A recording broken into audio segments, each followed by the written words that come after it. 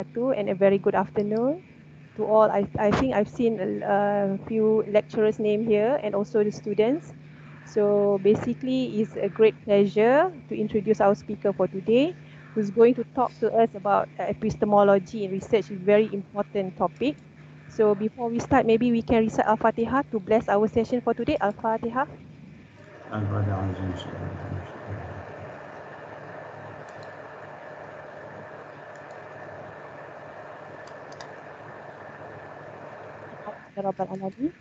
Okay, before we start, maybe Prof, I will tell a little bit about yourself, right? Okay, I will tell some biography of Prof.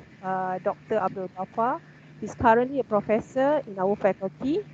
Okay, in Muslim, he's still a member of Yapin Board of Trustee, chairperson of organization. It was or is Was. was okay. Chairperson, he was chairperson of Organization of Islamic Economic Studies and Thought. He got his PhD from University of Southampton. So he has experience. I think everybody knows that he has a lot of experience in head of research position in UT, ITB. So the lists are very long. Okay, so and he also has published extensively in many index journals. So he has also presented in many international and local conferences. So his research basically include of growth theory, intertemporal allocation of resources, earning management, capital adequacy. Okay, a lot of on real economy as well. So I think I pass to you, Prof. To actually, this is very important topic, especially for USIM when we have both of Nakli and Akli together. And then sometimes me as personal, I do have my weakness also in this topic as well. Whenever you want to link the epistemology with the methodology, sometimes people get confused with all these linkages of all the research. Okay, Prof, I'll pass it to you, Prof. Okay, inshallah. Okay, thank you. Okay, Bismillahirrahmanirrahim. Can you see my slide, Tazina? Yes, Prof. I think can we have a slide view, Prof? Oh, okay. Okay, thank you, Prof. Okay. So you have a slide view, eh? Slide view, Prof. Thank you. Yeah. Okay. Maybe if anybody who have any question, maybe can put in the chat. Then I can read it to Prof. Okay. Yeah.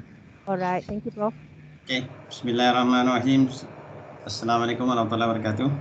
Alhamdulillahirabbil alamin wassalatu wassalamu ala asrofil anbiya'i wal mursalin wa ala alihi washabbihi ajmain. Rabbi shrah li sadri wa yassir li amri wahlul 'uqdatam min lisani yafqahu qawli.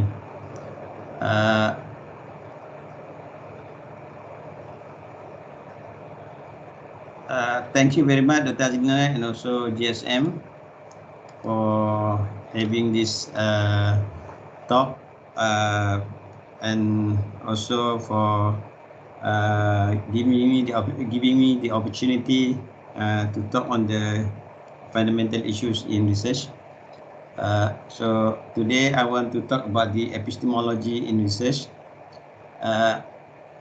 and I will start with the presentation outline.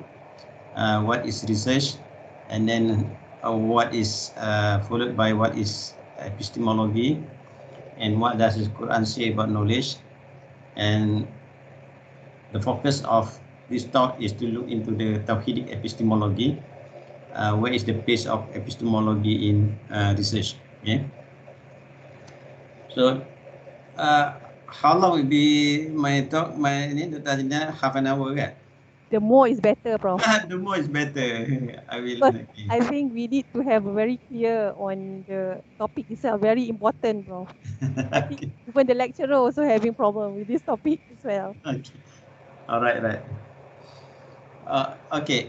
Uh, I think I'm sure that because we are working in the higher education providers, so we know what is research. Just to recall back, what is the definition of research, and then from there, how can we link it with epistemology? Okay.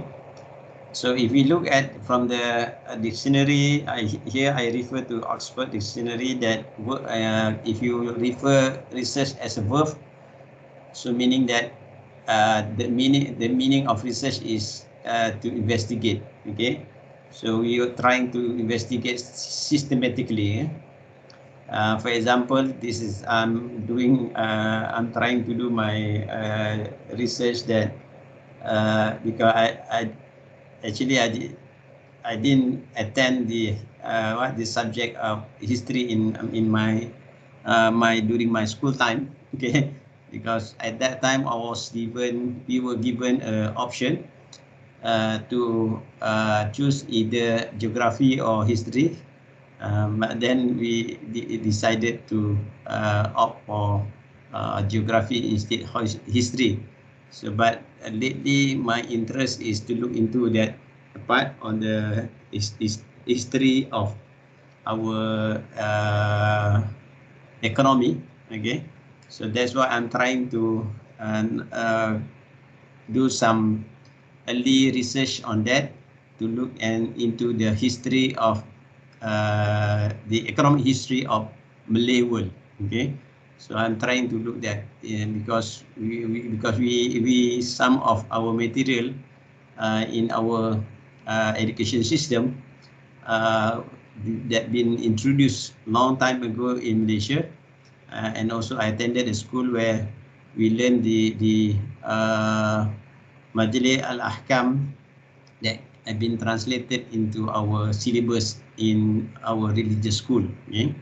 So from there, I'm sure that the, what a close relationship between our knowledge that we get in the school with our practices, especially the economic practices in our daily life. So that's why I'm trying to. So I'm trying to investigate on this our economic history. Okay, economic history of Malay world. Okay, and then if you look at from the noun perspective, that research is defined as the systematic investigation into and study of material and sources. Okay, so we study from material, maybe from our archive or from the secondary sources or from the primary sources. Okay, in order to establish fact and also reach new conclusion. Okay, for example, maybe the research group that carries out research in halal economy. Okay, what is halal economy? Because currently, if you look at the halal, you talk about maybe certification, halal supply chain, okay, but and also halal standard. But why don't we look into a broader perspective on the halal economy, for example? You know? So we do that, the systematic investigation into that study based on the material and of sources, okay, in order to establish the fact. Where the fact is halal economy encompass many areas, okay? They're not limited to the standard setting, not limited to certification, or not limited only to the standard or best practice in halal industry, for example. Okay. Okay. So if you from there, what we can combine these two words from the nouns and also from the verb. Okay. So we can create a new definition. What is actually research? Is a creation of new knowledge. Okay. So basically, research is about the creation of new knowledge, and not only creation of new knowledge, and also the use of existing knowledge in a new and creative way, so as to generate new concept, methodology, and understanding. Okay, that's why when we ask to propose FRDS research, normally you come up with a new framework, new concept, new methodology, or new understanding. Or if you ask to do some PhD research, so we ask you to come up with what is new in your study. Okay, so meaning that what is the new knowledge that you want to create, and also what are the existing knowledge that you want to use. Basically, you are trying to locate on where are you in the current studies on that particular subject. Okay, so then you come up with the concept, methodology, and also understanding. That's why I always ask the student to come up what is the methodological issues that you want to address in your research. What are the new theoretical issues that you want to embark in your PhD research? Okay, so from there you can have a new concept and also new understanding. Okay, and also not only that is it also includes synthesis and also analysis of previous research to the extent that it lead to a new and creative outcome. Okay, because from the previous research, currently I mean our faculty have a collaboration with Universiti Semarang, for example, and then they come up with the interdependency theory, and then I ask them, oh, this your university and our university, because our university is based on the Akli and your university based on the Muhammadiyah. So you want to propagate the Muhammadiyah concept in your research.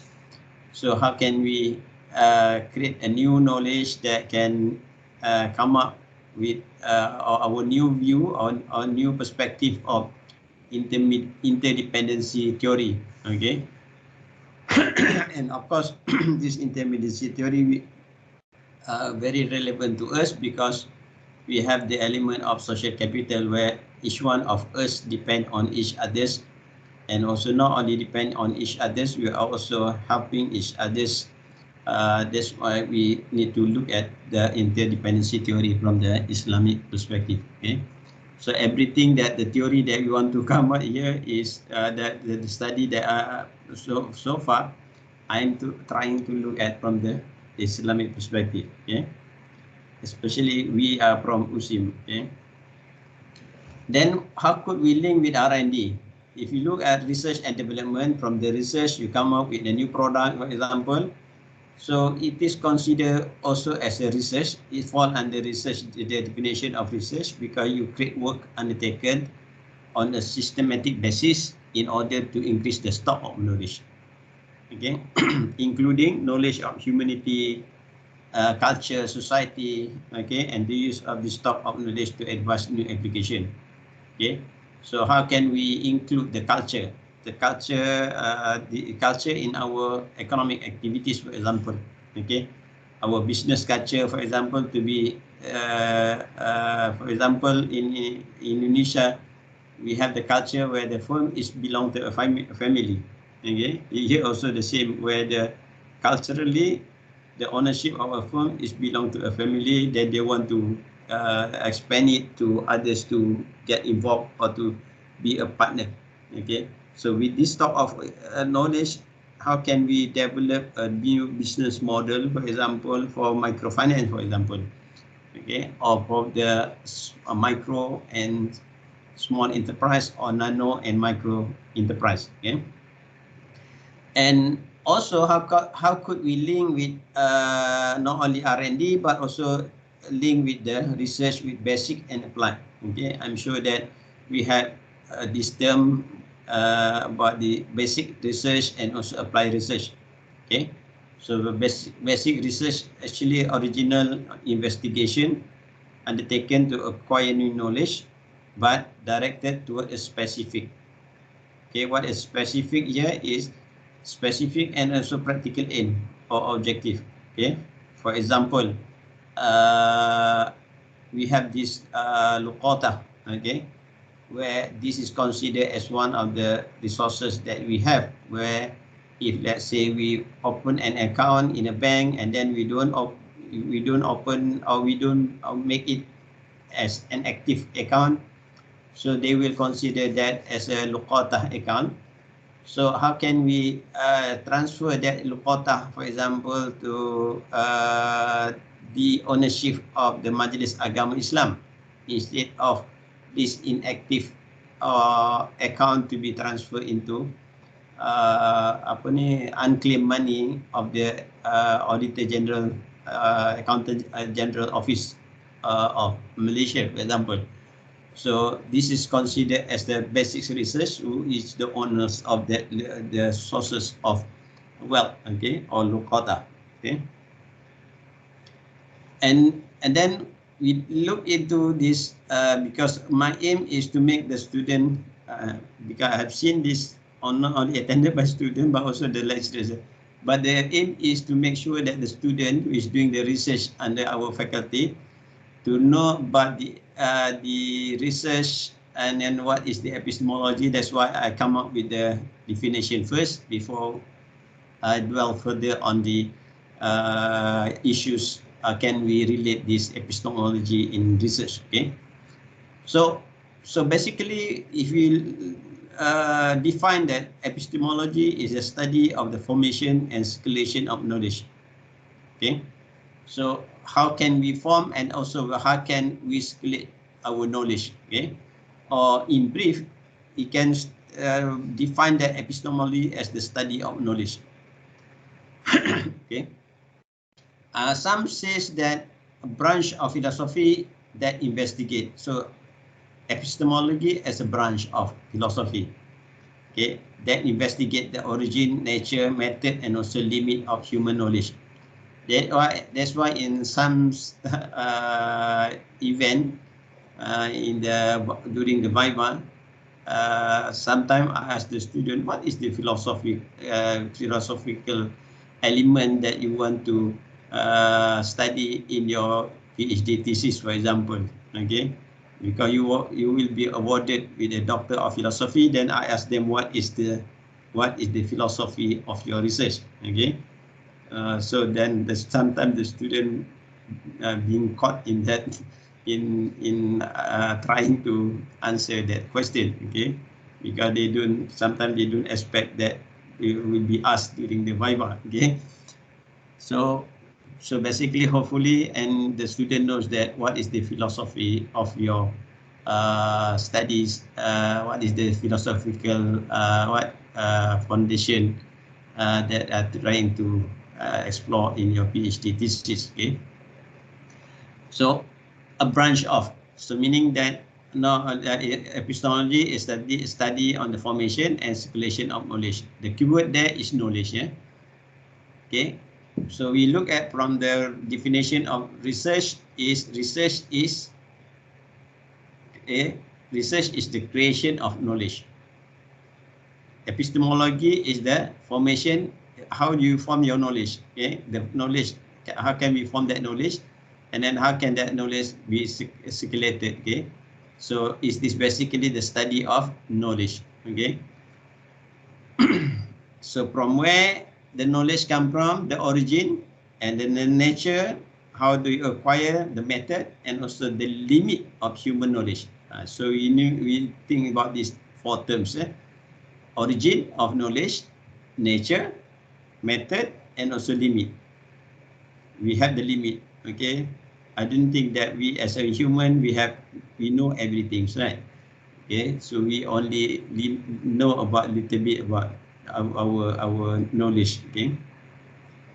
Okay, so what does the Quran say about knowledge? Okay, what the Quran say about knowledge? Okay, in Surah Al-Baqarah verses 29, where Allah has a perfect, okay, that the keywords there is a perfect knowledge. Okay, human, okay, before this we can say that limit of origin, nature, method, limit of human knowledge. But here,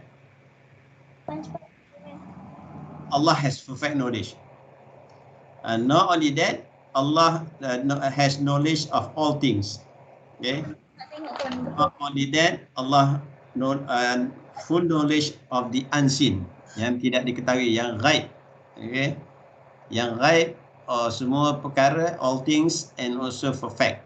Okay, all knowledge known by the creation are taught by Allah. This happen macam mana dijadikan Nabi Adam.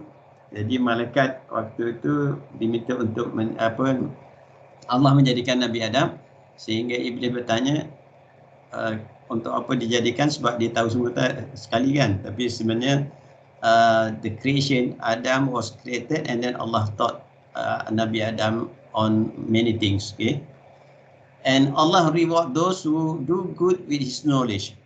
Okay, and true knowledge from Allah is a sign of guidance. This is for the believers. Okay, so that tu dalam this verse that it is important that orang yang beriman dan sabar will be guided. Okay, orang yang beriman, so that the person will get guidance from Allah. Okay, so the true knowledge actually is a science of guidance, and knowledge is actually a prerequisite for the creation of a just world. Okay, so we want to have currently we have a problem of inequality, disparity. Okay, so knowledge, where the knowledge about how the resources, for example, I will show that later, the knowledge about the resources that been given by Allah, so that can be used to make the world distribution of resources in this world to be fairly distributed and also to be justly distributed. Okay, in which here authentic peace can prevail, and Allah will exalt those of you who believe and those who have knowledge to high degree, and knowledge is a blessing. Okay, and also in other verses in Surah chapter 3, verse 18, where knowledge is tawhid. Okay, and seek knowledge to protect your faith, and gaining knowledge is an active part of it. Okay, before that, I should thank to my PhD student Zaini for compiling all this, because my aim to, I always say to my PhD student Zaini that what is the difference between your PhD if you study in USIM and also if you study in others university is your knowledge is actually based on the akli nakli. Okay, so I'm trying to provide as much as possible the guidance to my PhD student, that not only that you are masters in your subject, but also you need to know that the sources of the knowledge that should come from Al-Quran and also Al-Hadith. Okay, and from there, what we can learn from there, what the Quran says about knowledge. The Quran urges the mankind to think, okay, ponder, reflect, and acquire knowledge that will bring them closer to God and His creation. Okay, what is the purpose of for us to acquire knowledge that will bring us closer to God and His creation? Okay, nanti apa yang berlaku pada hari ini, kita diminta membuat research, tujuannya untuk mencapai KPI, lepas tu apa lagi, untuk capai KPI, then we can get our promotion dan naik pangkat lah, kan, get promotion, and then we will be awarded to get a higher promotion. Okay, tetapi adakah it can be reflected or not? That knowledge can be reflect or think, make us as a thinker that be closer to God and His creation. Okay, and then our aim to acquire knowledge that will bring us, okay, closer to God and also His creation. Itu yang cabaran kita lah, ya sebenarnya. Jadi what is our niyyah in that perspective to acquire knowledge through our research. Okay. Alright.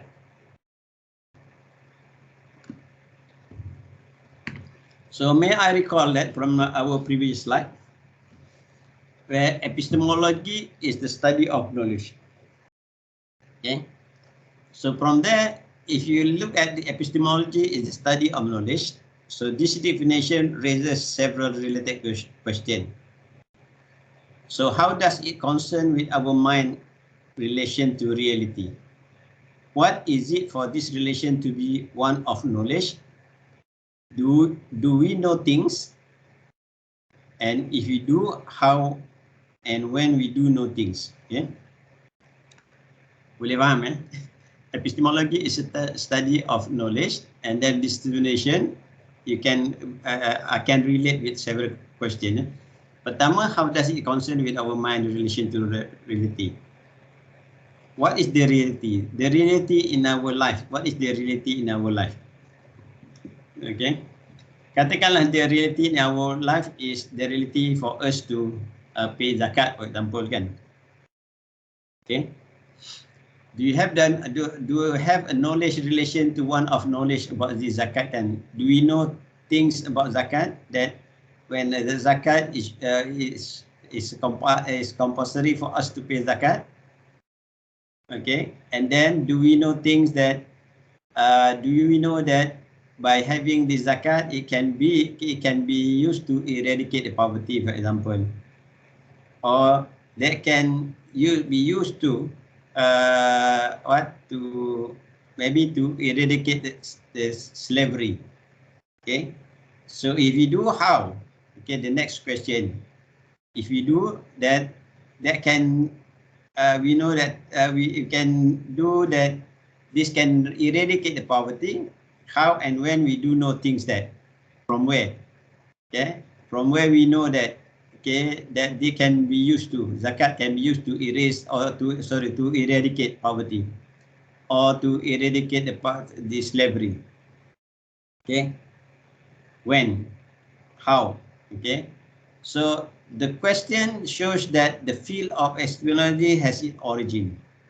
Okay, somehow that you should know that the field of epistemology has its origin. The origin come from where the origin. Because, for example, in corporate finance, for example, we may argue that whether efficient market happen or not in a particular country, it depends on the law origin. Okay, because some country follow the English law or common law or Scandinavian law. Okay, so that law may create a different degree of efficiency to the market. Okay, so then we ask from where it origin. Okay, the question is, okay, when we know thing that how do we know that, and from where that come from? Okay, so some scholars said it is an old as philosophy, meaning that the epistemology, the field of epistemology was born.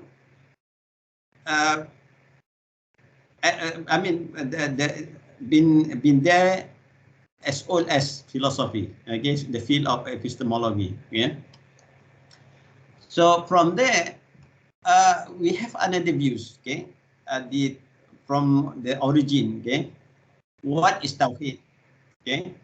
I'm sure that we are aware that, or I'm sure that you know that tawhid is our belief in the oneness of Allah, rububiyah, okay, for example, and uluhiyah, okay, where we have to obey the rules. Okay, we believe in the oneness of Allah and also we obey the rules. That's why sometimes the Islamic economists, scholars, sometimes they look at Islamic economics from the perspective of Muamalat, sometimes they look at from the perspective of Tawhidic, and also sometimes they look at from the perspective of Sufism. Okay, so from different branches of knowledge in Islam, from Tawhid, from the fiqh, or from the manner, good manner. Okay, so this or from akhlaq. Three perspectives that can be the pillar. Okay, that's why when we at that time when we was the committee in proposing the MIF standard, Muamalat and Islamic finance standard, at that time we were looking at what are the pillars, okay, to become the foundation of the Islamic Muamalah and also Islamic finance program. And then we argue that it should come from these three. Okay, from the Tawheed pillar, the pillar should come from Tawheed, the pillars should come from the fiqh, and also the pillars should come from the akhlaq. I mean that three become the main pillar in as a pillar in the MIF standard program. Okay, so that's why we asked one of the subject is to learn that Al-Quran, economics from Al-Quran, or accounting from Al-Quran, also business from Al-Quran. So this is one of the subject that should be introduced if you want to introduce the MIF program. Okay.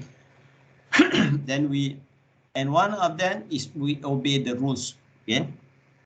The rules is, of course, there are many rules that we have to, the rules of Allah that can be translated into our daily life, and also especially in the rules that can be practiced in our economics activities. Okay. So from there we learn about the research, what is research, what is epistemology, and then what is Tawheed. So now is what is actually Tawhidic epistemology. So we want to stress that, the Tawhidic epistemology. Okay. I have been working on this subject, Tawhidic epistemology, since I think I'm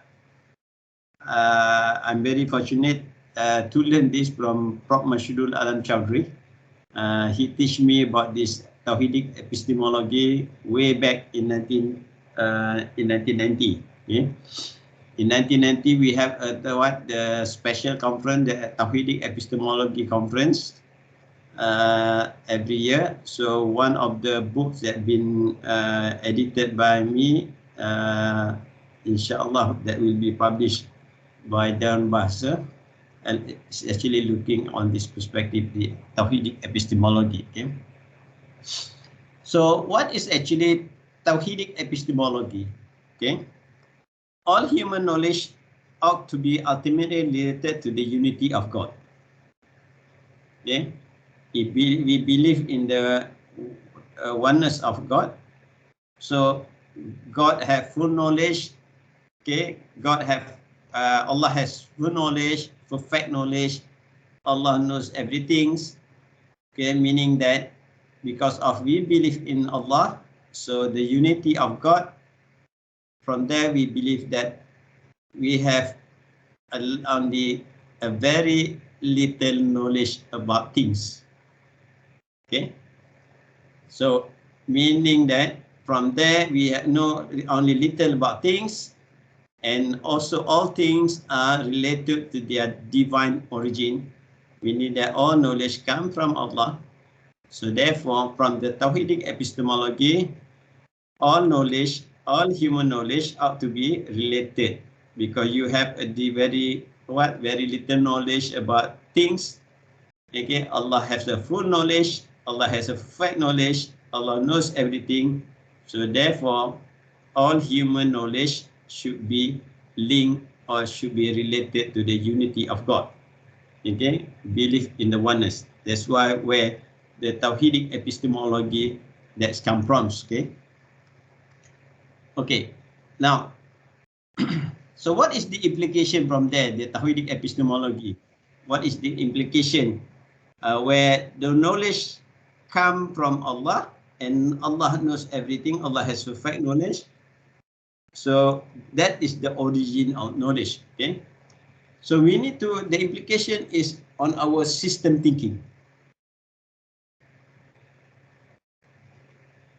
So because of we believe in the oneness of Allah, maybe, okay, maybe we may deviate in thinking modes from established norms that are rooted in traditional Islamic intellectual culture.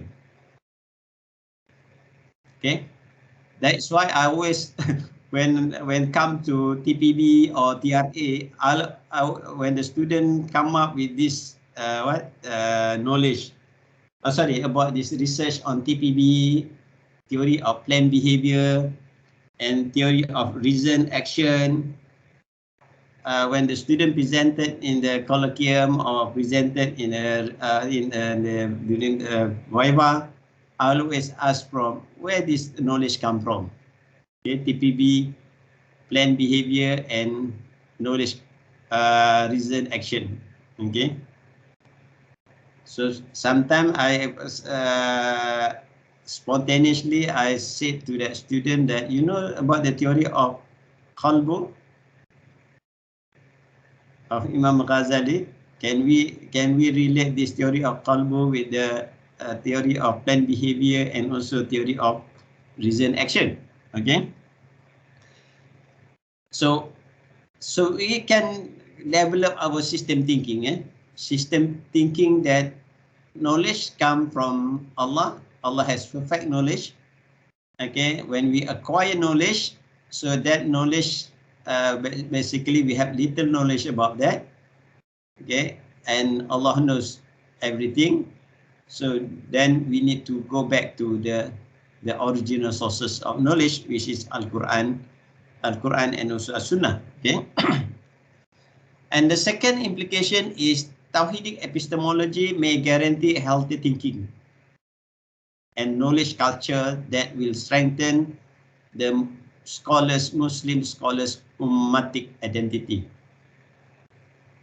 This is like we want to create our identity, right? So if we use this Tawhidic epistemology, so can it guarantee a healthy thinking and knowledge culture that will strengthen our scholarly activity, or in other words, our identity, scholar ummatic identity? And then put the note there, what is your identity? Okay, we as a lecturers or we as a PhD student in USIM, what is our identity? Okay, what is our identity? Are we a Muslim scholars that think along that? Okay, think along that Tawhidic epistemology. Okay. Then the last one is category of knowledge. Okay. Which category of knowledge which is permitted to be acquired? Because we believe that the knowledge can make us closer to Allah. Okay. So what are the category of knowledge which is permitted to be acquired? Or method for imparting this knowledge, and what would be the content, okay, of knowledge that we want to acquire? Okay, so that is the implication. So this implication we should ask ourselves, and then does it affect on our system thinking? Does it guarantee a healthy thinking and also knowledge culture, that this is our culture ummatic identity as a Muslim scholar?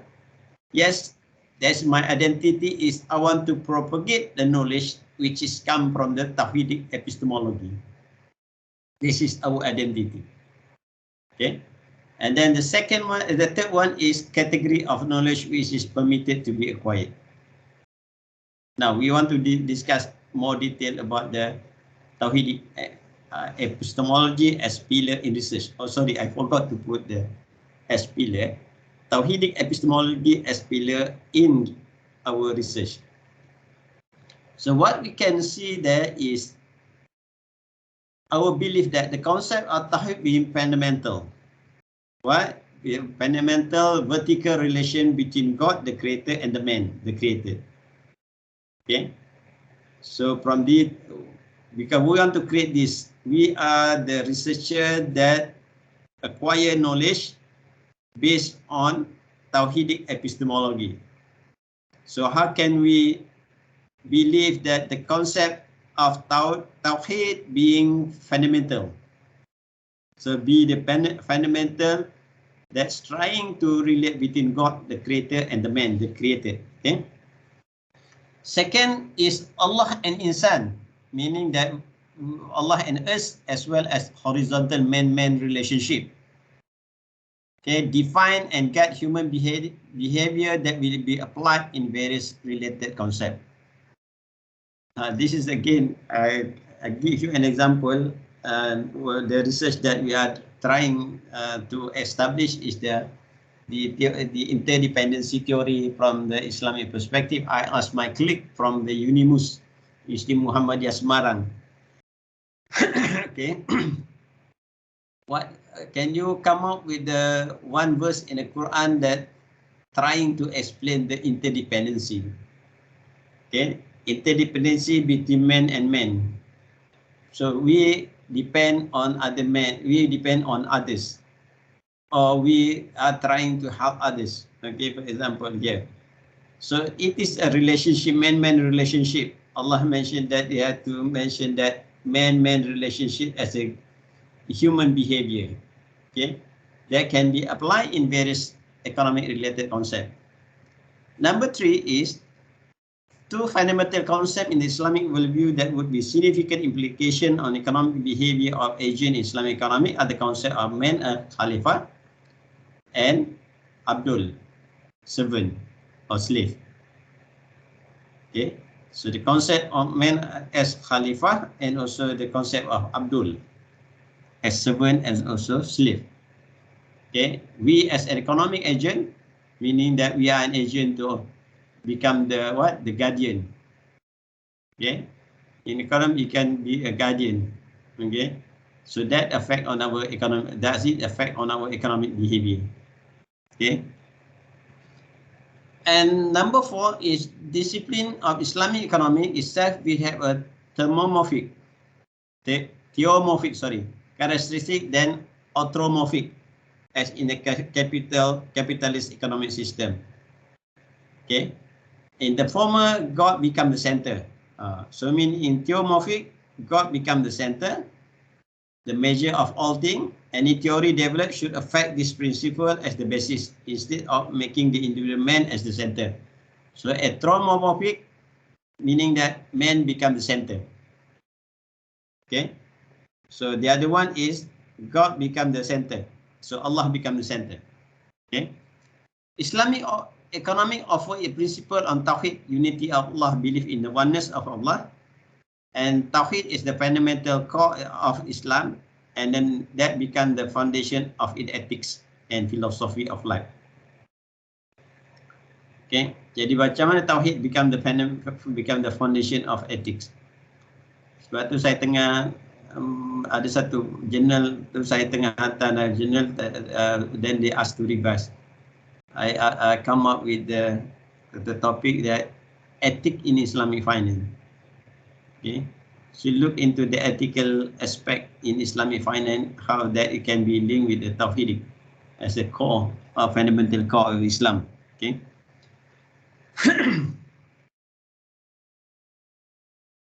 So that is that. How can we use that topic as a pillar? Now, Alhamdulillah, you know that Islamic economics sudah diperjuangkan sejak bila. IDB ditubuhkan in 1975, and then at that time the scholars realized that field need to be popularized, become the important field in economics. And then they organized the first Islamic Economic Conference, and the first Islamic conference in 1975 in Mecca. And then a year after IDB was established, and then several scholars attended that conference in Mecca. The scholars from Malaysia. Okay, and then when they came back, and then they suggested to have the YAPIM, Yayasan Pembangunan Ekonomi Islam Malaysia, as a vehicle to come up with the implementation of Islamic economics in Malaysia in 1975. So meaning that Islamic Economic Development Foundation, meaning that the focus is on Islamic economic development, not Islamic banking or Islamic finance, as the focus of the Islamic economics in Malaysia at that time. Okay. only in late 20th centuries, only Islamic bank or Islamic institution appeared in during that the last century of the last 20th centuries. Okay, the second half. So what happened from there is Islamic economics have been recognized. I mean, I'm sure that every one of us, including the lecturers and also PhD student, when they want to refer on the JEL classification, when we write an article, we write a paper, normally the journal will ask us to put the JEL classification, Journal of Economic Literature classification. I'm sure you go to this JEL classification, and then the subject of Islamic economic, okay, only appear in not only 2020s, 2020, in year 2020, meaning that after how many years? Okay, after 45 years where Islamic economy been introduced by the Islamic economic scholars, okay, only in 2020, Islamic economic system has been recognized as one of the important field in economics by the American Economic Association under the category of P economic system and other considered as other economic system.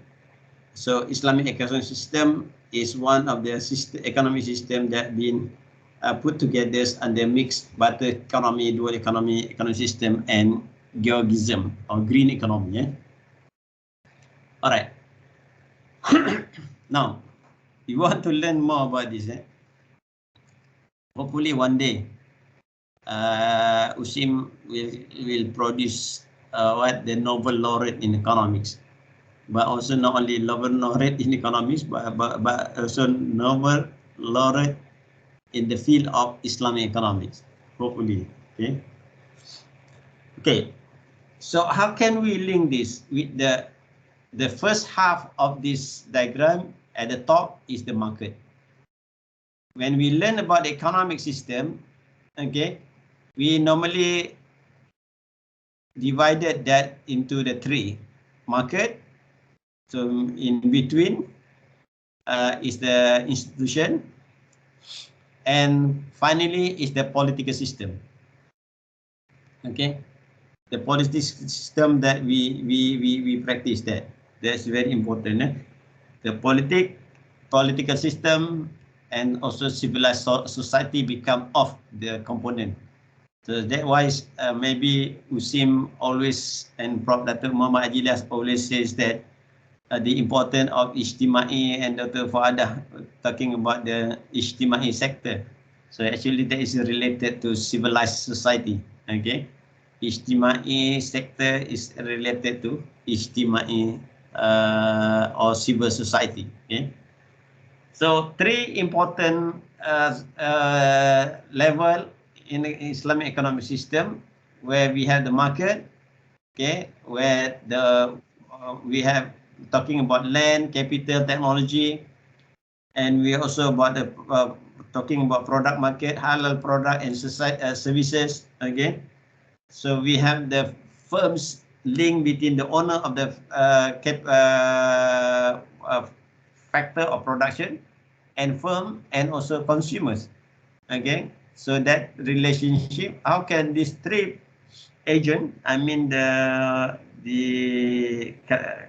individual become the agent, and the firms who own the enterprise, and also the consumer who buy the product and services, and then that can be linked with the creators. Okay, and then in between is the institution that come up with a policy, and institution which become the regulators, and institution that come up with a social social activities and also physical infrastructure, provide the physical infrastructure that need to be supported by the political actors. Okay, the political actors actually come from the political agent and also come from the civil society agent. Okay, so that we actually the civil society, you have the culture, and the politic also have the culture. Okay, that's why I always says that kadang-kadang kita tengok dalam kehidupan kita seharian, our culture with our in the our community different from the culture, the same person, okay, that live in the community. When they become the politician, they have a different culture. Why? So that's why here we have the two different important element here is the political actor that have the culture and also the civil society that have the culture. So all this can be linked with the relationship between all the actors and also with the institution and with the political element. So all need to be looked at from the like a helicopter, the creator as the overseeing all the activities of these actors. Okay, so this is how the economic system, Islamic economic system work. Okay, look at the example. Banyak ayat di dalam Al-Quran apa dia? Kita belajar tauhid epistemology yang bagaimana kita nak put an example economy and the sustainer. Sorry, put as wrongly spelled out. Okay, the sustainer. Economy and the sustainer. Saya ada 2 volume buku Economy and the Sustainer. InsyaAllah akan publish tahun ini. Saya nak lihat bagaimana ekonomi ini dikaitkan dengan, of course, Allah as the sustainer kan. The best sustainer. Okay. Jadi bagaimana ekonomi dikaitkan dengan the best sustainer. Jadi dalam buku itu saya kemukakan two nexus. Saving, donate, nexus. Okay. Jadi kalau kita lihat di dalam Al-Quran, banyak ayat mengatakan atau banyak ayat yang menyatakan tentang atau mention about Allah menurunkan hujan. Lepas tu apa dia? Allah menurunkan hujan dan akan memberi air untuk tumbuhan hidup. Okay. Allah akan memberikan air dan tumbuhan akan hidup dan akan mengeluarkan pelbagai jenis tumbuhan. Okay, dan makanlah daripada hasilnya kan. Jadi maksudnya Allah as the sustainer provide the risk for us, and then we have the resources from there. Jadi hasil tanaman menjadi resources where you consume that. Okay, you consume part of it and then you sell it. Macam cerita Nabi Yusuf kan, you consume and then you sell part of it. Okay, you keep part of it and then you consume. Okay, so consumer decide whether to spend their income now or in the futures. Okay, so like us, why the ILO, this is a suggestion from ILO, right? Under the labor force agreement that we need to save our income as our contribution in EPF, for example, for what? For our spending during the retirement. Okay, how can we spend our income today and also in the future where we save our income for our future consumption during the retirement. Okay, so what can see from that is when Allah give you rezeki, belanja untuk siapa? Okay, we spend for whom? Ini selalu ditanyakan. We need to spend for whom? For the needy, for the poor, untuk anak yatim, untuk isteri, untuk keluarga, sibling dan sebagainya kan. And sekali apa dia? Donate, give to charity. Iaitu transfer of resources for other people. Okay. So after the transfer happen, what we do? The recipient use the transfer, jadi asnaf akan use the transfer to buy goods from the current production. Jadi both donor is use good from the current proportion. What is the effect on real economy? Ingat, jadi di situ Allah menunjukkan apa, memberi rezeki all the resources, and then you use that resources to gain income, and then from that income you spend for your family, your needy and the poor, and also you give the donation. So dalam ni sedekah, mungkin dalam bentuk sedekah atau mungkin dalam bentuk maybe in the form of sedekah, or in the form of wakaf, or maybe in the form of zakat. Okay. The second one is entrepreneurship philanthropy nexus,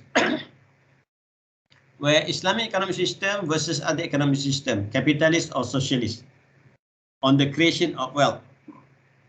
Jadi adakah bila kita mengajar subjek entrepreneurship, what is the purpose of having the entrepreneurship program? Because the aim is for us to create wealth. But on the other hand, we need to reconstitution of wealth. So the reconstitution of wealth actually is referred to philanthropy. Okay, ini jelas mungkin from the Tauhidic epistemology that spend beyond your need should be considered as philanthropy. So you can refer to Surah Al-Baqarah verses 219. Okay. So it remains part of an implicit social contract stipulating that the provision, that is provision from Allah beyond a certain point, should revert to society. Okay. Jadi kita lihat bila kita ada nisaf and haul, the contract is up to you reach a certain point, then you need to give it to the society. So therefore here we have the entrepreneurship philanthropy nexus. Okay. So individuals are free to accumulate wealth. However, wealth must be reverted back into society to preserve it. And finally, macam mana kita nak lihat di dalam economy and the sustainer as one of the example in on the use of Tauhidic epistemology. Saya nak melihat tentang constitution economic worldview. I know that some of you know about the right to property in our constitution. What is the right to property? Jadi kalau kita mengajar tentang corporate finance ke, atau mungkin kita mengajar capital market ke, atau kita mengajar pasti kita akan jumpa property kan, mal, right to property. Atau mengajar muamalat ke, right to property. What is our right to property?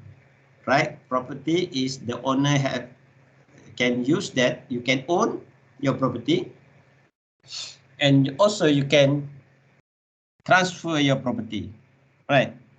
Meaning that you can own and also you can transfer. So you can refer to article, I think article number 13 or 12 in our constitution. Right to property. So meaning that we as the owner of the property, we can own. But the property come from Allah, right?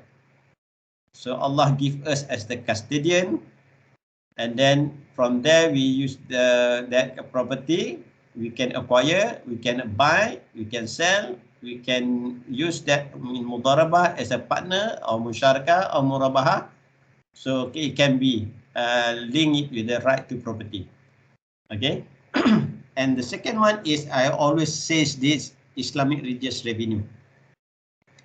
Today we are Dr. Nur Adli here, right? Always talk about the budget. Okay, every the 4th week of September normally we talk about the budget of our country. Okay, we're talking about the how can we get the revenue, from where you get the revenue to fund our budget. Okay. So that revenue come from the taxes or non-taxes, okay? But Islam have the system where the system come from the Quran, from the Tauhidic perspective, the rule of Allah, where the rule of Allah say that if we have reached a certain level, nisaf, and also fulfill the one Hijri calendar or Gregorian calendar, so you have to pay the zakat. Okay, for whom this zakat is for the needy, the poor, slave person, or mu'allaf, amil, and so on. So we have the system where the constitution economic also recognize that Islamic religious revenue as the component of the revenues that can be used by the government to fund the government or to finance the government budget or to finance the government expenditure. Okay, so we have this Tawhidic epistemology that is derived from the Al-Quran, where we need to collect from the rich person or the owner of the property that need to be transferred or channeled to the needy and the poor. This is how the theory of allocation and theory of distribution of resources that can be derived from the Al-Quran for the benefit of those category of people. Okay, not the category of B40 or M40 or T20. So it is basically based on that category. The meaning that the group will be taken care of by the state. Okay. So my final conclusion is, if you learn economics, I mean, talking about not economic, you can have the subfield, other subfield like management, accounting. So how can then we learn accounting, economics, okay, or we can learn the marketing from Al-Quran, okay? So from there, we derive we acquire a knowledge in management, in accounting, or maybe in marketing and economics, which is derived from Al-Quran, where we believe in the oneness of Allah. So with that, I conclude my presentation. Dr. Azlina. Okay, thank you, Prof. Thank you for the enlightening and Welcome. exposing the true of epistemology lah. All right, okay, I open it to the floor. I mean, anybody who wants to ask question? Nasa, I think you have already shared something. Maybe Brother Nasha want to ask question to Prof. Or anyone else who want to ask question? Assalamualaikum, Doktor. Okay. Who is that? Aman Shah. Aman Shah. Aman Shah. Aman Shah, where do you come from, Aman Shah? I'm from Johor, from the USIM. You are from? Right now I'm in Dengkil. Oh, Dengkil. Oh, okay. Okay. Alright. I'm quite familiar the name. I'm the one Associate Professor Dr. Radi said is your grandsons for the study. Oh, okay. Because my grandson. Associate Professor Dr. Nurali are both of your you are a sifu for both of them, and so it's for me it's become your grandsons lah. Inshallah. This is the important of intergenerational transfer of knowledge, right? And Alhamdulillah, for the last curriculum, I managed to get Prof as my examiner. During that time, I quite stressed after that presentation, but somehow when I go deep and learn from it, I learn a lot lah.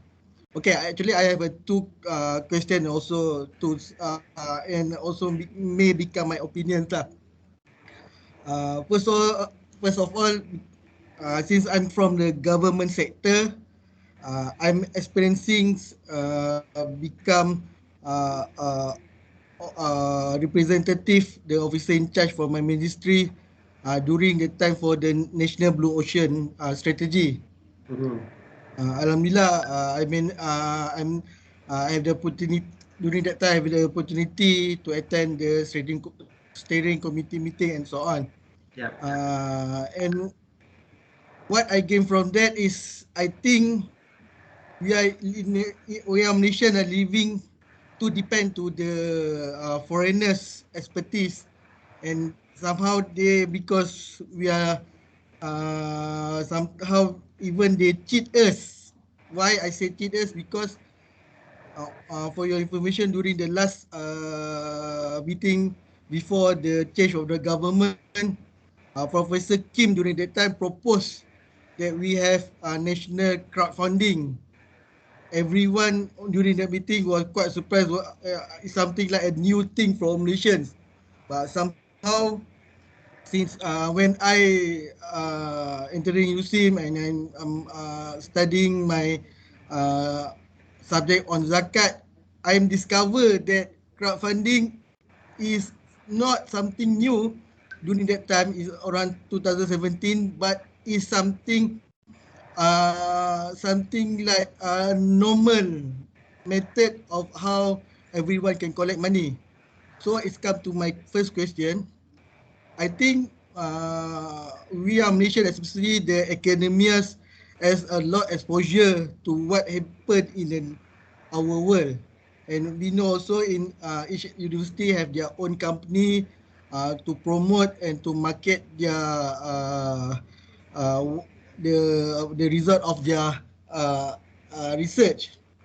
So why not maybe USIM or also maybe all the universities combine and become a consultant to the government. So what is your opinion on that matter lah?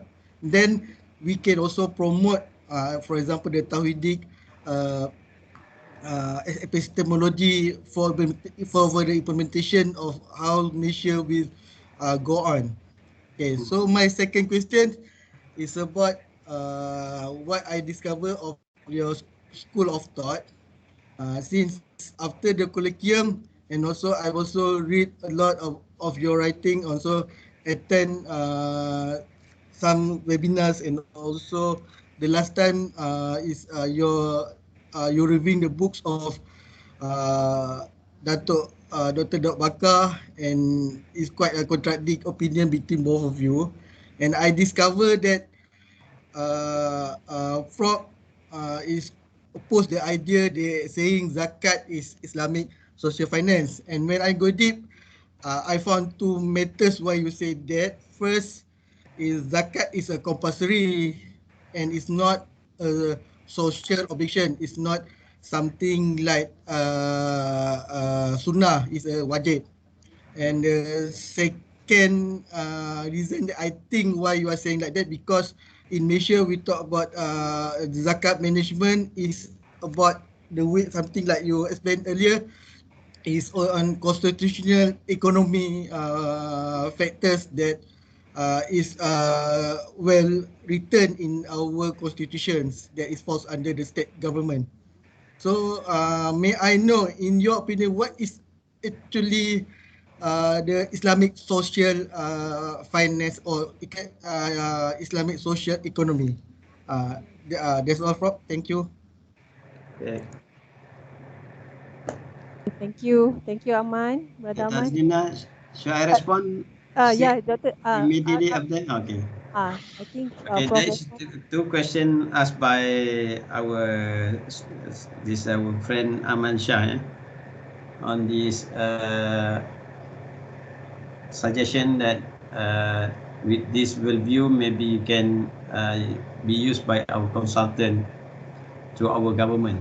Okay, yeah, I agree with you. Okay, on this where we need to have a consultant which have that only that view, but also to propose another views. Okay, because in our constitution, I always refer to our constitution because in our constitution it does not mention clearly about the economic system that we want to use, okay, in managing our economy. Okay, uh, they don't mention that we should follow the capitalist or socialist, but it is open. So meaning that the opportunity is there for us to come up with this worldview. Okay, the Tauhidic epistemology worldview to guide the government on the policy that can be used by the government in dealing with the economic activities. Okay, I have been. That's why I'm very. When I came back from IDB, I met the Yakim people and presented my idea of having master plan of Islamic economics. But then because of, I don't know because of what reason, they they to postpone that that proposal. But we brought this idea to the attention of the economic planning unit of Indonesia, and then they accepted this idea to have that's why in Indonesia they have the master plan for economy Syariah, they call it the master plan for Islamic economic, okay, for Indonesia. They're trying to link between the Islamic finance with the real economy, with halal and also with other sectors in the economy. Okay, that's accepted that. So that's why we need to come up. But one more thing is, I know that outside there you are talking about multilateral development bank. With actually they shape our worldview. Actually, this is the political international political organization that shape our view. This is very important that we should penetrate them. Okay, who are they? Okay, who are they that penetrate their views? Okay, they want to embed their views in our policy. Okay, for me, that's why very important to look into that. Okay, the multilateral development bank, IMF, one of them that affect the Islamic the financial system of any particular country, including the payment system. The World Bank looking at the development, okay, of many countries, so they will bring in their views when they come out to any particular countries. United Nations, okay, as the international body that look into the human aspect of the country in the world. Also the ADB, Asian Development Bank or African Development Bank, looking at the regional perspective development of that. So when they bring in many assistance to that particular country, they will bring in their worldview. Okay, that's why we have, I'm very fortunate, we have the IDB, where the IDB as international organization, they come up with this worldview. That's why we say that because the vision of mission is based on the Sharia principle, the IDB. So all the assistance should be linked with the Sharia principle. Okay. So that's why when I was with IDB and also now also working with the UNDP in KL or UNDP in other countries in Jakarta. So they always ask, where is the place of, okay, where is the place of zakat? Where is the place, as you mentioned about the social fund instrument? Where is the place of zakat? Where is the place of sadaqah? Where is the place of waqaf in economic development of any particular country? Because they want to achieve that SDG. So the SDG is the goal that we want to achieve, that for every country they want to achieve that, the sustainable development goal. So what is our view? Okay, what is our worldview? I mean, how does Islam come up with a solution on these issues of development in any particular country? Okay, and then at that time when they discuss with us, UNDP, United Nations Arm of Development Program, they come to us and then I mentioned to them, okay, we need this instrument that can be used to overcome the issues of poverty, the issue of slavery, and the issues of many things under that category of asnaf, right? So from there they realized that, oh, we can use this instrument to achieve the SDG. They only realized after they discussed with us, because before this they didn't have any idea or how can we use that, what are the development intervention instrument that can be used to affect the SDG.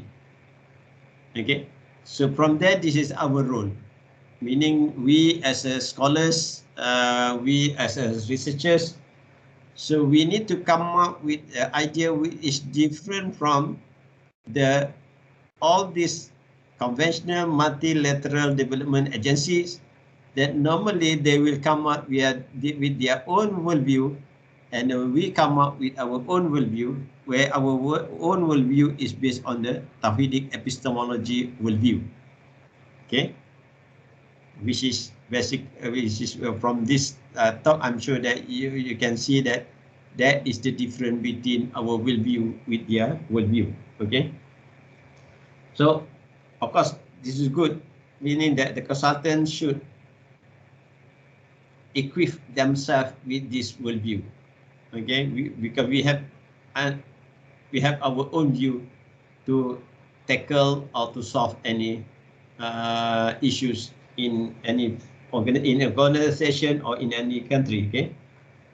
Second, on the Islamic social finance, of course, I have this opportunity to discuss with Dr. Fuada and also others from the faculty regarding this Islamic social finance. Okay, which I maybe I have a different views with those who says that zakat or sadaqah or wakaf as Islamic social finance instrument. I disagree on that. Why I disagree on that? Maybe you can refer to the several publication, or maybe you can refer to actually the definition given by the government of Canada, and also the definition given by the Deloitte. Okay. So Deloitte and also the government of Canada define that social finance as, okay, the capital that come from the individual that can be used for social cause. So meaning that we use that the instrument, maybe the financial instrument or non-financial instrument, that financial, non-financial instrument come from the private individual for what? For social cause. Okay, for social cause, meaning that to solve the social problem, for example, or socio-economic issues. Okay, so this is the basics, okay, definition of what is social finance. Okay, and furthermore, if you look at, if you look at from the legal perspective, okay, the legal perspective, and we should be thankful to our the founder of or the person who drafted our constitution. So you have to look that in our constitution, number 97 in bracket number 3, and also in the state constitution of state in Malaysia, and also the enactment of Majlis Agama Islam Negeri. Okay, so what zakat, wakaf, sedekah, and also other Islamic religious revenue are considered as a revenue to the government. Revenue are considered as a revenue to the government. It is clearly stated in our constitution. So from there, so I believe that zakat, sedekah, and wakaf, and also other Islamic religious revenue like luqata, the diyat, kafara, okay, and others are considered as a Islamic revenue, meaning that it is a revenue to the government, where the role of the state in Islamic economics is to distribute that resources to the targeted group or to the asnaf, okay, or to the socio-economic development of the ummah. So from there, so I said that, so I argue that zakat, sadaqah, wakaf as Islamic revenue or revenue to the state. Okay. Mesti Aman? That's it. Yeah, clear, bro. Okay. Yeah. Alright, Prof. There's another question from Nur Iza. Nur Iza, maybe you can ask question to Prof. Nur Izzah. Because you raised your hand. Okay. Okay, Assalamualaikum, Prof. Assalamualaikum. Last time saya ada kolekium, kalau ingatlah dengan Prof. Apa dia? Sorry. Last time saya ada kolekium sekali. Oh, ya. Okay. Oh, Okay, ini Nur Izzah apa? Muhammad. Oh, okay, faham. Saya ingat. Muhammad Zahid, yes. Ya. Okay, saya nak macam bagi respon lah bila Prof cakap tentang apa perspektif from Tauhid . So Prof said that Allah is our sustainer. So kita tahu yang Allah adalah kita punya pemberi rezeki, Ar-Razzaq. So I think it is very interesting because we have from Tauhidi perspektif ataupun Tauhidi paradigm. So I see that because we read Surah Al-Mulk kan each night kan. So from Surah Al-Mulk we should know that actually Allah is our king, Al-Malik, raja kan. Al-Malik. So so Allah as Al-Malik and then we as a servants. So kita adalah hamba kepada raja lah kan. So because of this there is a key yang kita we need to understand between servants and a king. Hamba to serve his king, right? So when there is a king, there must be rule. So Allah is Al-Malik, then there's a rule. So what is the rule? The rule is Shariat. So Shariat should be that's why some people said menegakkan Syariat kan. Maksudnya because we want to tinggikan Syariat tu because we have Malik, Raja. Raja has a rule and then the best rule adalah Syariat tu lah. And also we understand also about when we recite Surah Al-Fatihah. Surah Al-Fatihah, Alhamdulillah Rabbil Alamin. Allah is a good Rabbil Alamin. Maksudnya Tuhan for each alam kan. So we know that from a Tauhid perspective, we know that currently we are in dunia, alam dunia. We do have alam rahim, alam roh, and then next we have alam mahsyar, akhirat, and nanti syurga or neraka. Jannah and paradise or hell kan. So first we understand that Allah is Al-Malik and then we are servant, and then we do understand also that Allah is our Tuan, hamba. Hamba, and then Allah adalah Tuan kita. So Allah bukan saja Tuan ataupun Raja dalam alam dunia, malah Raja kepada seluruh alam, Rabbul Alamin. And then so when we understand about kita hamba, kita ada Tuan iaitu Allah, dan kita adalah hamba, kita ada Tuhan, dan kita juga manusia ni asal makhluk, Allah Al-Khaliq sebagai pencipta. So actually we should understand that Syariat punya kita kena uphold actually. Because this is the real rule that we must abide by lah. But you know, kita pun berada dalam sistem konvensional, so it is not easy as we apa yang kita expected lah. So dia kadang-kadang dia jadi macam idealistic kan. Idealistic. We want to uphold that Syariat, but we know that we are not reaching this level at this moment, because we know that our economy is not dunia ni is not under Islamic punya governance kan. Macam tu lah. Itulah. Iza boleh tanya soalan ke nak? You want to ask question? No, I just want to share my opinion. Okay. Bagus tu share their opinion. Tapi mungkin Iza maksudnya we need to look into the detailing part, because your question is whether we adopt and we implement the syariat kan. Yes. Itu dia punya persoalan saya melihat begini we look at, that's why I give you the example of the right to property kan.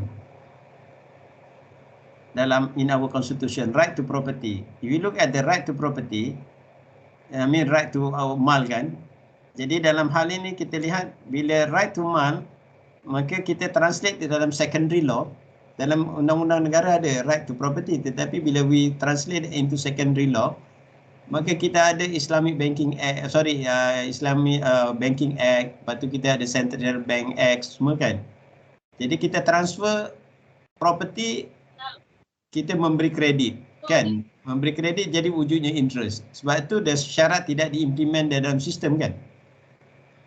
Okay. Tetapi syariat is implement in our constitution.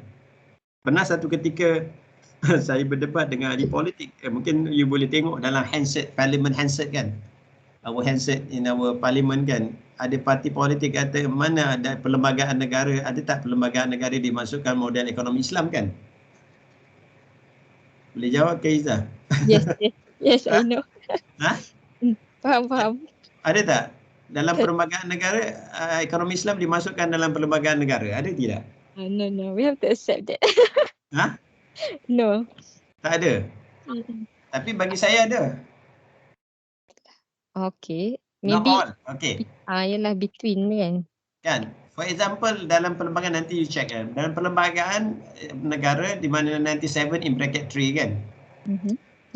Where Islamic religious revenue kan menjadi hasil negeri kan. Jadi kita kena lihat apa? Wajib membayar zakat.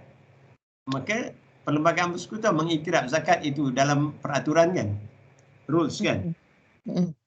Okay. Dan juga tadi dari segi right to property. Cumanya right to property yang saya lihat tu ialah right property dalam perlembagaan persekutuan, yes. But when you derive that related act, umpamanya beli rumah, akta beli rumah, jual beli rumah. Kalau you beli rumah bayar lambat, you kena interest. Kan? Jadi maksudnya the secondary law tu tidak berdasarkan jual beli Islam lah. Betul. Kan? Tetapi perlembagaan negara ada right to property, ada jelas di situ right to property. Kan? Itu sebagai contoh lah dari segi rules and bagaimana syariat itu diimplementasikan. Yes, of course I agree with you lah sebab kita hubungan. Itu yang mungkin selepas ni kita boleh tulis artikel apa, nama Allah dan ekonomi Islam kan. Okay. Bagaimana nama Allah itu dikaitkan dengan Islamic economics kan.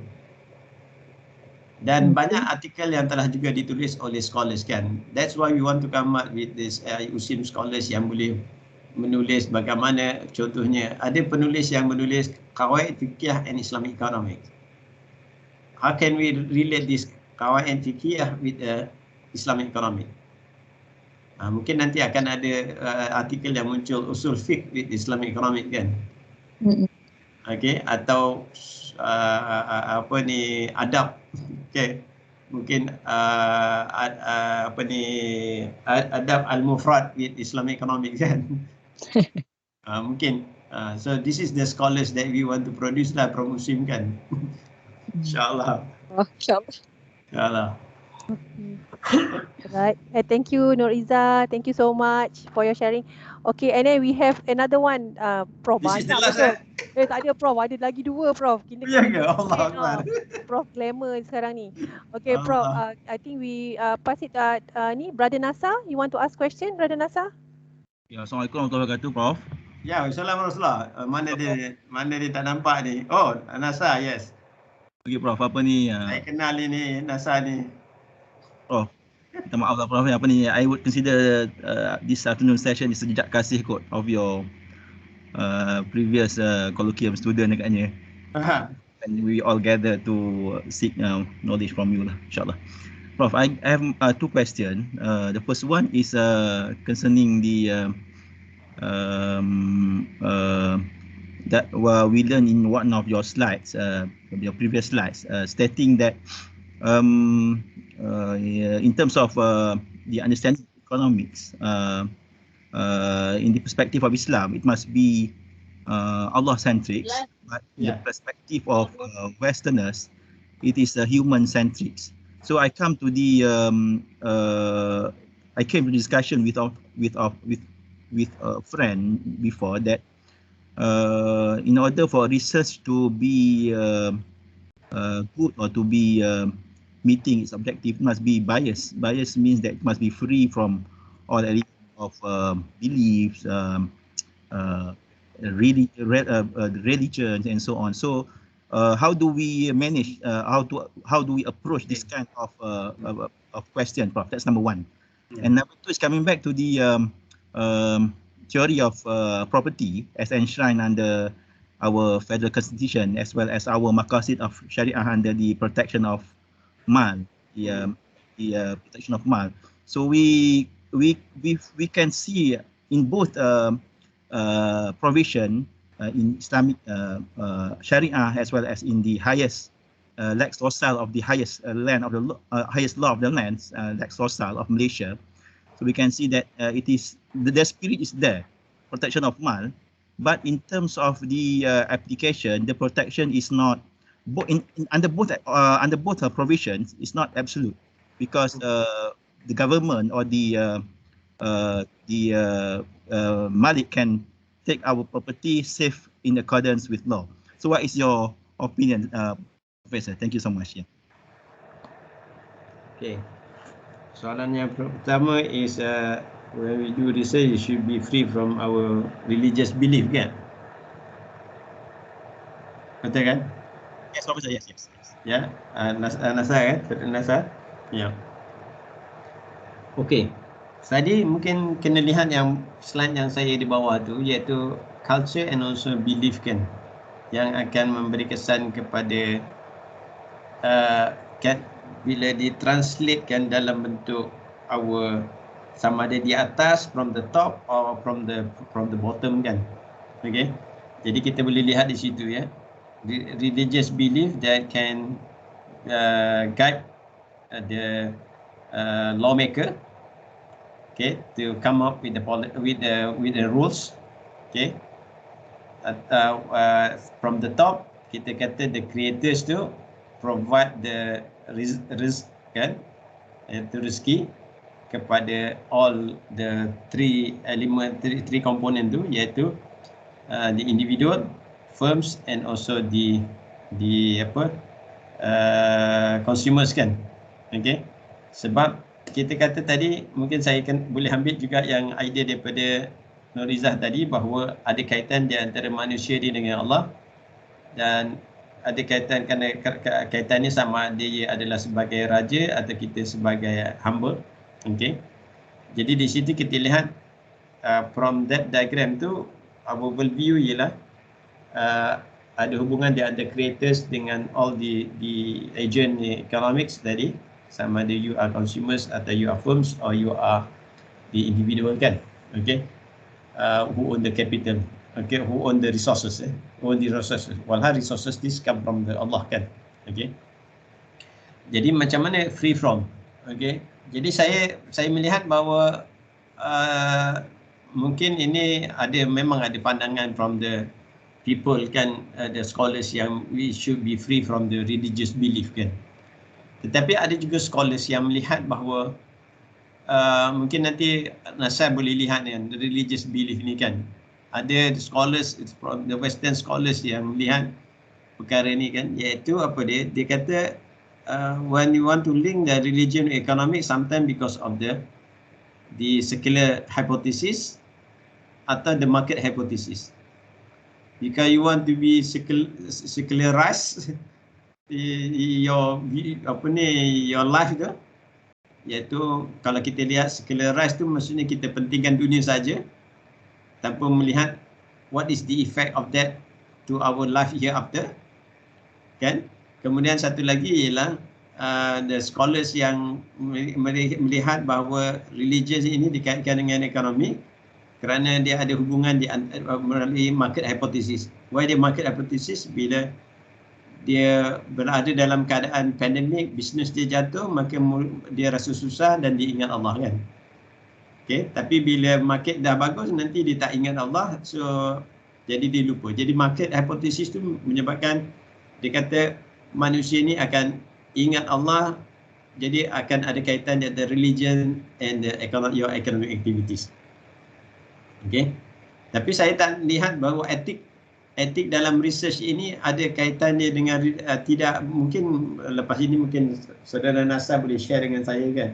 Sebab sepanjang yang saya baca di dalam, bila kita membuat research ni, research etik, tidak ada pun di dalam tu yang kita tidak boleh mengaitkannya dengan religion, kan. Okay, tambah kita from the tauhidic epistemology dia, we should, okay, link our research with, kan, because we have little knowledge. Sometimes we have little knowledge, or sometimes we don't have knowledge on that particular. So Allah knows everything, Allah have perfect knowledge, so we need to have the guidance from Allah, kan. Okay, sebab tu syarat dia ialah untuk dapat guidance ialah beriman. Bila beriman and then you do a good deed, Allah will guide you. Tetapi kalau you tak beriman, tak boleh, akan mungkin they will send you to the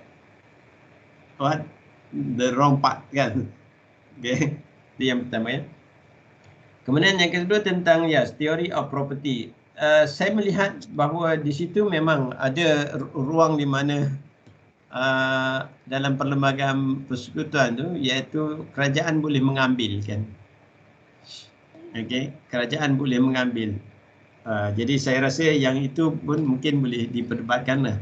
Saya tidak ada idea yang mungkin yang konkret atas hujah apa yang kerajaan nak walaupun kita we are the custodian, meaning that we are the custodian to Allah kan. Allah memberi amanah kepada kita menjaga harta tu. Tetapi tiba-tiba harta tu diambil oleh pemerintah kan. Okay, dan sebab tu dalam hal ini ada dalam, saya tak ingat clause mana di mana artikel yang mana dalam perlembagaan persekutuan di mana kerajaan boleh mengambil harta tersebut with compensation. Jadi dengan bila with compensation tu yang mungkin dia boleh mengambil dengan jadi hak kita akan terlucut lah. Jadi kita tidak ada, we have a free ownership on that kan. Jadi yang itu mungkin saya rasa we need to look into from the perspective of the role of state. Boleh tak the role of state in Islamic economic to acquire or to boleh to own the property kan? Boleh Prof. Adli? Kejap Prof. Sebelum Dr. Adli, Dr. Adli kita bagi Saya nak bagi, saya nak tambah garam sikit je, tambah garam. Oh, cantik lah, baguslah. tambah garam. Dr. Adli bagilah garam sikit. Okey. Panjang tak garam tu? Banyak tak garam tu? Tak ada, kalau bagi ni takut dia jadi lain sikit. Dia nak kasih dia apa acuan dia sedap sikit. So you nak argue dengan saya ke? Saya kata semalam bajet adalah dokumen politik. Okey, nanti Prof saya dah setkan dah untuk bernama, kita akan masuk sekali berdua. Okey, insya-Allah. Okay. Alright. Oh, itulah garamnya. Okey. Bukan. Ni Kulin ada ni nak cerita ni pasal soalan NASA tadi. Okey, tentang macam mana nak counter balik tentang contohnya kena religious free atau tidak tu. Boleh ke saya nak jawab sekali? Boleh. Ya, okey, silakan Nazim. Silakan. Okey, so dalam konteks kita dalam research selalunya sebab tu saya selalu mewajibkanlah student saya, student PhD saya untuk buat dia punya chapter 3 tu, metodologi tu kan, chapter metodologi tu kena ada ontologi, epistemologi, lepas tu dia punya metodologi. Okey, so ontologi dia mestilah kena cerita iaitu bahawa dia adalah ontologi Islamic worldview. Okey, dia melihat realiti kehidupan ni sebagai apa.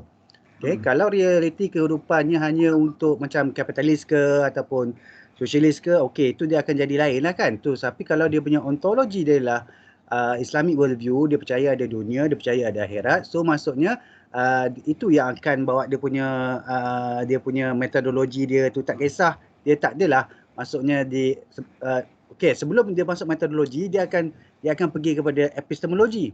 Ya. Okey. Epistemologi itu ialah macam mana kita acquire knowledge kan. Sebab kita punya Islamic worldview kita ialah kita percaya kepada Allah SWT, semua itulah yang Islamic worldview tu kan. Kita ada sifat 20 tu semua tu. Okey. Jadi maksudnya kalau dalam konteks ni kita acquiring knowledge tu, kita kena ada scientific knowledge dan juga reveal knowledge. So reveal knowledge is Al-Quran dan Sunnah. So sebab tu kalau dia orang nak argue, dia tak boleh argue. Okay, dia tak boleh argue. Sebab apa? Kita dah ada dah ontologi kita apa, epistemologi apa. So you cannot argue. Sebab masa saya buat PhD tu memang masa time dekat saya buat di Cardiff bukan di Malaysia. Okay, di Cardiff, dan kita nak argue tentang religious punya elemen tu.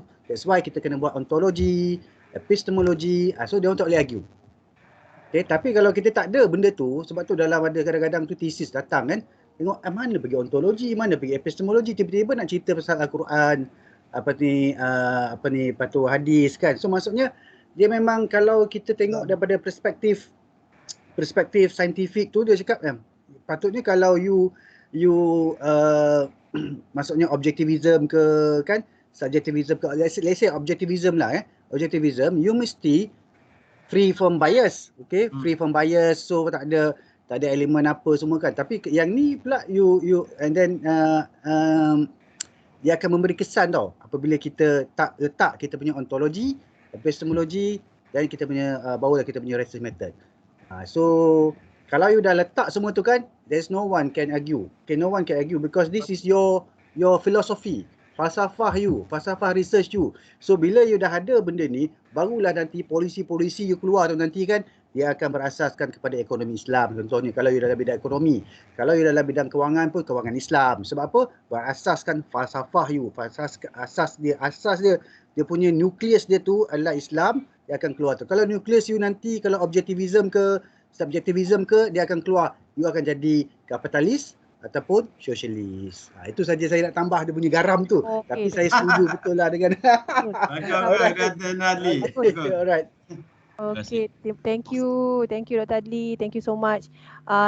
Prof, ni probably last question ke, saya tak pastilah sebab banyak yang bertanya ni. Okay, Prof, ni Datuk Asna dengan Puan Hazia dia tanya, saya gabungkanlah soalannya lebih kurang ya. I'm interested to find out whether the theory of cult, how can it help to further supplement TRA dengan TPB? Okay, that is used when explaining intention in quantitative research. So Puan Hazia pun tanya macam mana dia nak complement tu lah, dan vice versa. So diorang ni macam confused juga sebab kita ni banyak sangat dengan konvensional ni, jadi macam nak tukar dia punya mindset tu lah katanya. Boleh theory of cult, theory of cult tu bukan Prof Ghafar punya ni. Apa tu? Theory of cult Kolbu tu dia ada grup lain tu yang buat tu. Lepas tu Datuk Asna pun tanya juga macam contohnya macam agency theory, macam mana kita nak relate dengan Islamic view tu. Maksudnya kita nak tahu yang macam ni lah. Okay Prof, saya pass kat Prof susah kata Prof boleh terangkan. Itu kena ada sesi lain tu yang lebih ni kan. Tapi saya melihat TRA kan, TPB kan, reason action dengan theory of planned behavior kan. Soalan saya tentang macam mana how do you plan your behavior kan, how do you react, how do you reason action, action is based on the reason kan. Okay, jadi itu yang saya rasa persoalan asas di dalam TPB dan juga TRA. So bila saya baca teori itu kan oleh Arjun dan apa lagi dah kan, jadi saya melihat bahawa ada kaitan di antara niat dengan action kan. Dia ada niat dengan action. Okay. Niat dengan action. Jadi niat dengan action ini, sebab tu di dalam teori saya mungkin ini kena explore lebih dalam lagi lah tentang teori kalbu kan. Dr. Adli boleh tambah garam dia. Boleh. Saya buat untuk ni kalbu tu saya buat decision making. Ya, decision making. Tetapi teori kalbu yang diperkenalkan oleh Imam Ghazali tu ialah daripada masuk kalbu tu masuk dalam hati baru boleh pergi ke akal kan. Betul. Jadi reveal knowledge kan masuk ke dalam kalbu. Jadi daripada kalbu tu akan pergi ke akal to make a decision. Ya. Kan? Itu yang saya rasa, adakah itu yang dibawa oleh TPB dan juga reason action kan? Okay. Itu TPB semua TPB hanya sebahagian kecil saja. Ya. Sebahagian Mungkin kecil itu saja. sebahagian kecil ya, macam Tuan Adi kata tadi, dia sebahagian kecil. Jadi itu basically. Jadi saya rasa mungkin daripada situlah macam mana kita nak membina satu teori yang mana teori itu yang diperkenalkan memang dah oleh Imam Ghazali beberapa tahun dulu kan. Dia melihat bahawa hati itulah yang akan mencorakkan dia punya niat dan juga dia punya behavior. Datuk nak cakap, Datuk nak ini tu. Datuk. Okey. Assalamualaikum. Terima kasih. Saya Hasna. Salam. Saya pun dah masuk USIM ni pun nak cubalah juga kata apa suplemen. Datuk dah unmute lah because we are so used to the convention. Saya unmute dah. Tak dengar? Unmute tak dengar. Dengar. Dengar dah. Dah dengar ke? Dah. Sorry. Dengar ke? Okay. So Dia putus lagi. Ghafar punya approach is from the Islamic worldview kan? Ya. Putus lagi? Alamak, sorry lah, tak boleh lah. Okey, boleh. Datuk teruskan. Teruskan. Jadi itulah kita nak masukkan kalau boleh students ni sometimes they choose behavior is because dah siap-siap dalam teori tu dia ada dia punya variable. So on the part of us as advisor atau supervisor, it's quite simple for them to just change the context of the questions in accordance to ni lah whatever we are being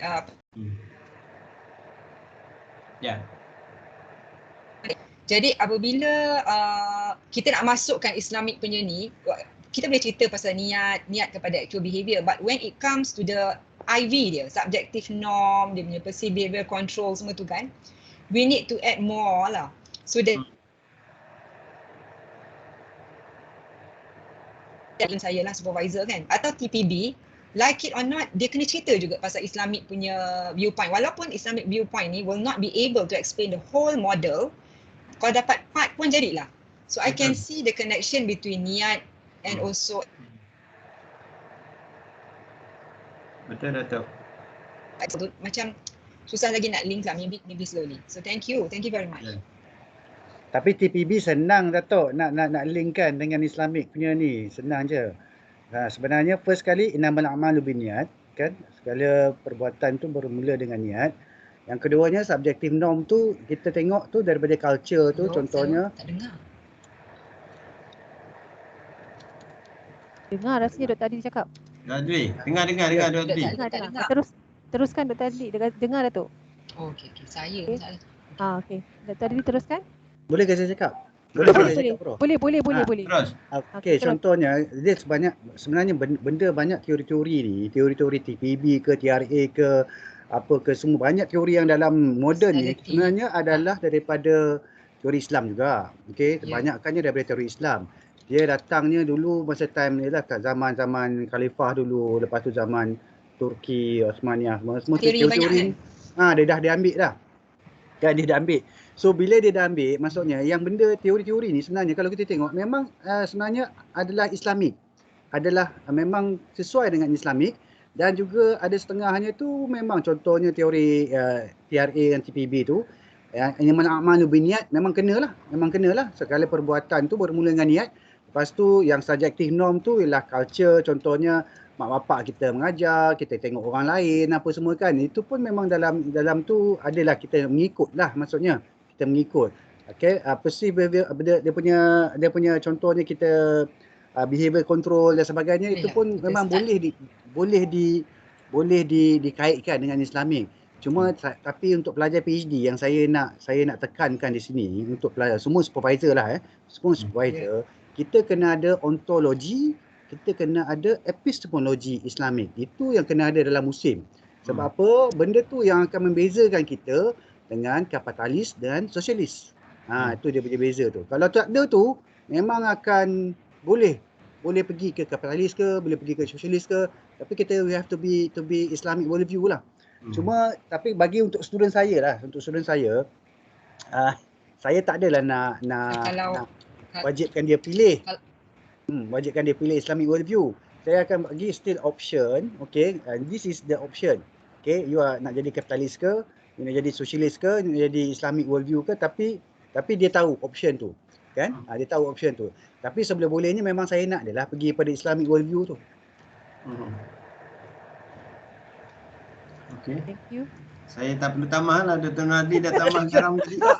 Prof kena tambah lagi, Prof. Prof tambah gula pula lah, Prof.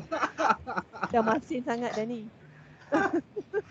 Okay, ada apa-apa lagi nak tanya? Saya tengok sekali. Thank you. Okay, I think it's already 4:30, Prof. Yeah. I think better end. Okay, so maybe if you guys any problem, maybe can email Prof lah. Boleh ke, Prof? Prof ke nak tanya kan? Sebab selalunya bila dibincangkan dalam Senate pun perkara yang sama juga. Akli macam mana implementasi kan? Yeah. Alright. Okay, and I hope that everybody can be exposed and then know the link between ontology, epistemology, and methodology. So least give us some exposure in how to do the research. InsyaAllah. Okay, with that, thank you very much to Prof again, Prof, and all the participants. Okay, so that everybody can have a little bit of knowledge for today. Okay, Prof, with that, kita dengan tasbih kifarah dan surah Al-As. Okay.